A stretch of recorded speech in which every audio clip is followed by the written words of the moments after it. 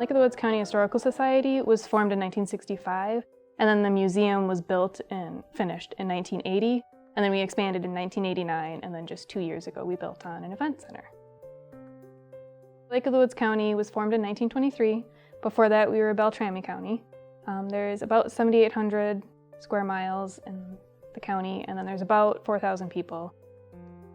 We have Zippel Bay State Park, the Northwest Angle, there's Garden Island is a state park up there. There's also Norris Camp out to the west, which is a CCC camp.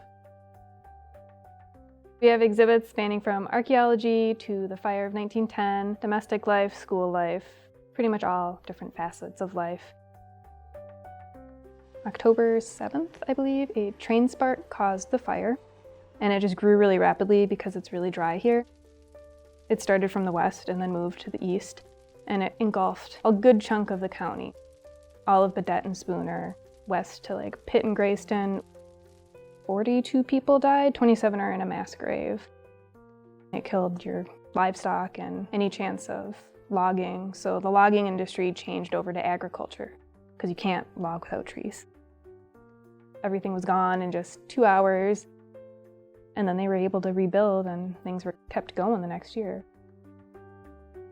We have a bar. Originally, it was from Rainy River, and then it moved over to Spooner, so after the fire. And it was there until, I think, the 80s. People will come in and remember going over to Eastside Bar or Camp One. The Nickelodeon is always a hit. It's like a player piano, so you put a nickel in, and it plays 8 different instruments. We have a printing press. It still works.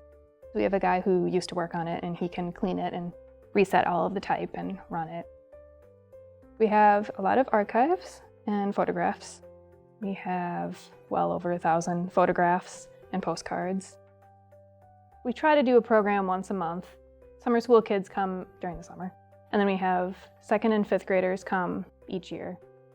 We're starting a new program where we do coffee and conversation every other week in the winter, and then the opposite weeks I go over to the senior center and I bring things over to get those memories on tape.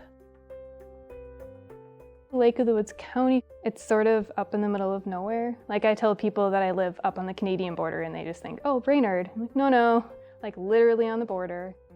So you have that interaction between the two countries. I think it has a really unique history. There's CCC history, there's fishing, there's the train, there's the fire of 1910.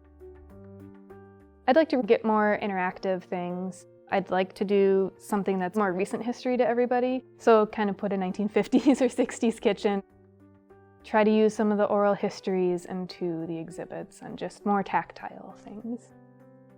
I'd like to get more younger kids in. The older generation is great, but like the younger generation is what's going to keep sustaining the museum. The museum relies heavily on volunteers. We have looking back column in the newspaper, so it says 10 years back, 20 years back, 30 years back. And so a volunteer will just pick a year, and then they'll write 5 events that happened that week and that year. We have other people who just come in and clean, other people who type, inventory textiles, file things. If you come in, I will find you something to do.